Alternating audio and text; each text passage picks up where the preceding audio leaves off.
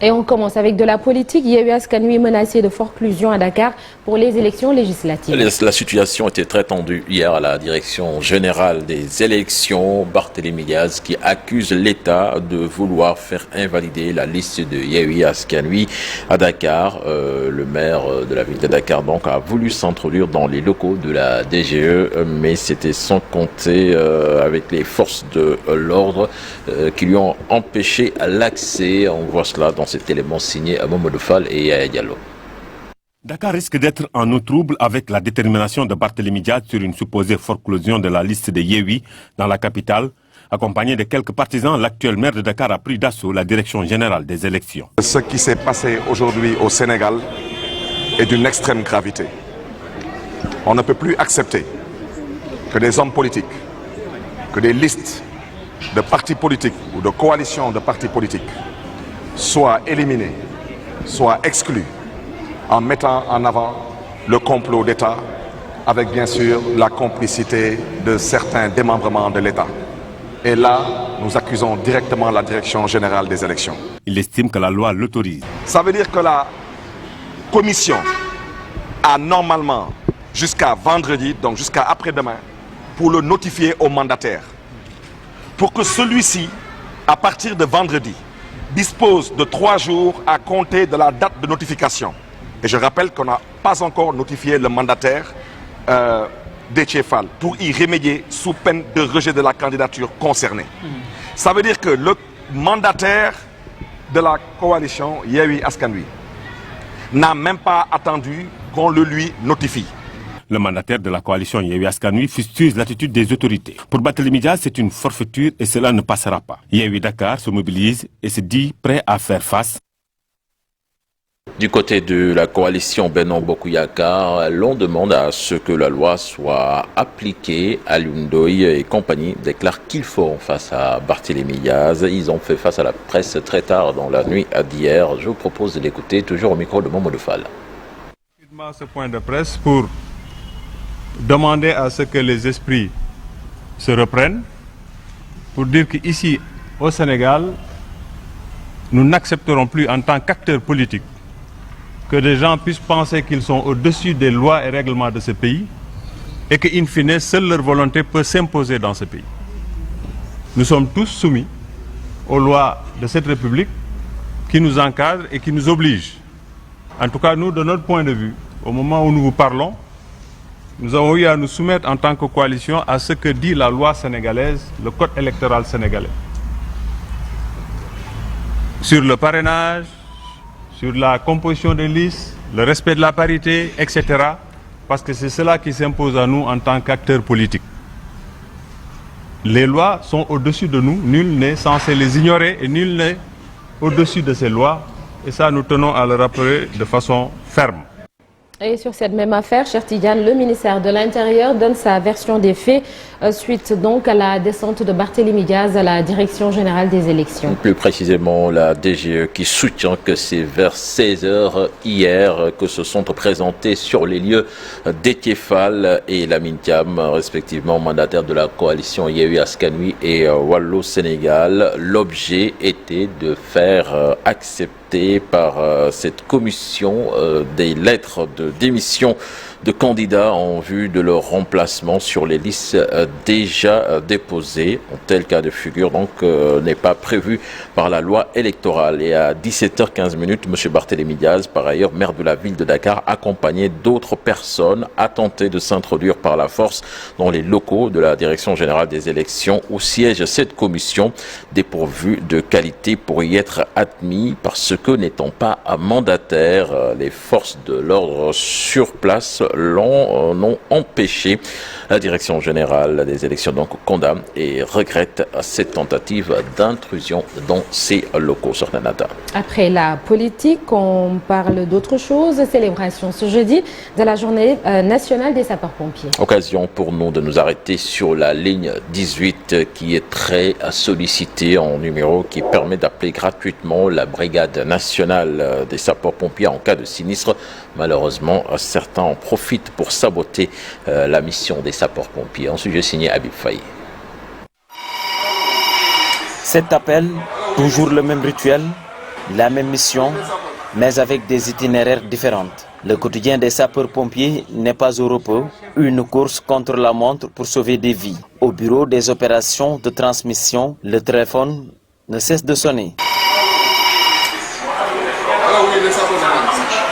La ligne 18 est très sollicitée. Ce sergent coordonne les opérations. Cet appel reçu est automatiquement transmis au groupement d'intervention. L'unité de secours marque le pas. Quand on reçoit les appels, première chose à faire, c'est savoir la nature de l'intervention, soit si c'est un accident ou un feu.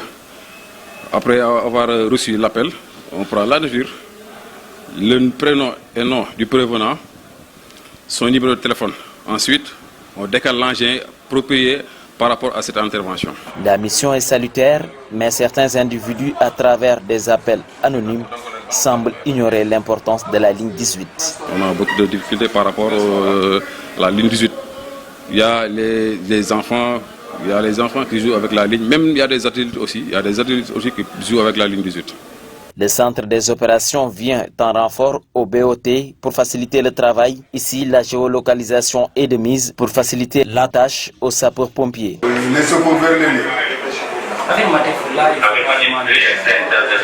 Est composé de 6 cellules. Un bureau de transmission informatique, une salle opérationnelle. Dans la salle opérationnelle, où est implantée 2 plateformes. Une plateforme communément appelée la vidéosurveillance et une plateforme appelée géolocalisation. La plateforme vidéosurveillance. Le numéro 18 permet d'appeler gratuitement la Brigade nationale des sapeurs-pompiers pour solliciter du soutien en cas de détresse. Mais ce chiffre connu de tous est souvent utilisé par certains pour saboter la mission des sapeurs. Merci Habib Faye. Nata, c'était là l'essentiel de l'actualité nationale de ce matin. Merci beaucoup, cher Tidjane Diao. Et n'oubliez surtout pas, dans la seconde partie de l'émission, les législatives, la bombe des listes, ce sera le sujet du Djangat de Charles Faye. Et vers 8h40, nous aurons Moundiaï Sissé de l'ONG 3D. Et ça n'a pas échappé à votre regard, la plus secrète mémoire des hommes de Mohamed Mougarsar, lauréat du prix Goncourt 2021. Abdoulaye Sissé s'est entretenu avec lui. Ce sera également à suivre. Tout de suite, la page internationale.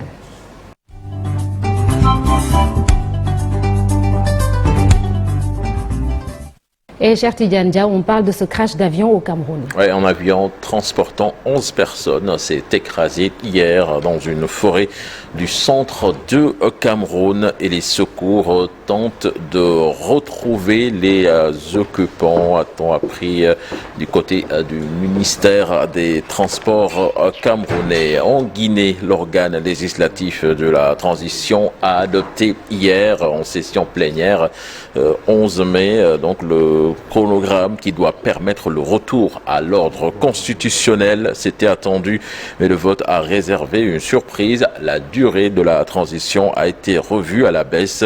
3 votes contre une abstention. L'écrasante majorité des conseillers réunis pour la session plénière du CNT a finalement opté pour le chronogramme qui leur avait été soumis à une nuance près. La durée de la transition donc a été revue légèrement à la baisse, 36 mois au lieu des 39 proposés par le chef de la junte, le lieutenant-colonel Doumbouya.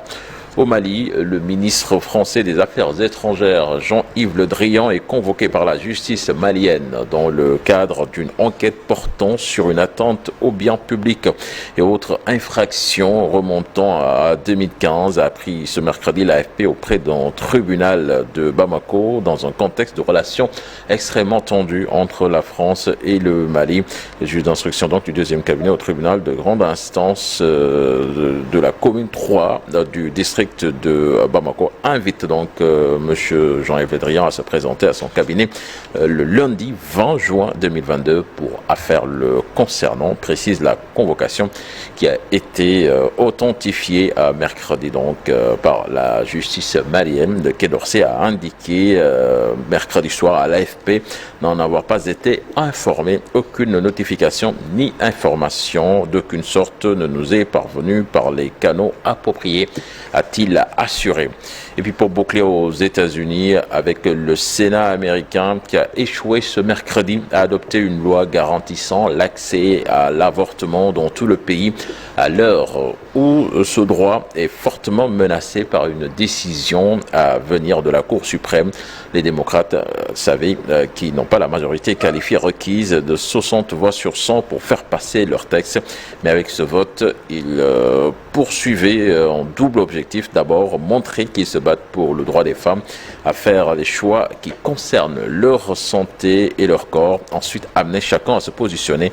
Les 50 républicains du Sénat ont donc voté contre. Leur chef Mitch McConnell ont expliquant que l'objectif démocrate était de distribuer des avortements à la demande. De plus, la majorité, si l'on peut la qualifier ainsi, n'a pas fait le plein de ses voix. Le sénateur démocrate centriste de la Virginie occidentale, qui a l'habitude de faire échouer les projets des siens, a voté selon ses convictions anti-avortement avec les républicains. Merci beaucoup, cher Tidiane Diao. Rendez-vous tout à l'heure pour la version Wolof. Et tout de suite, la une des journaux avec Chérif Dia.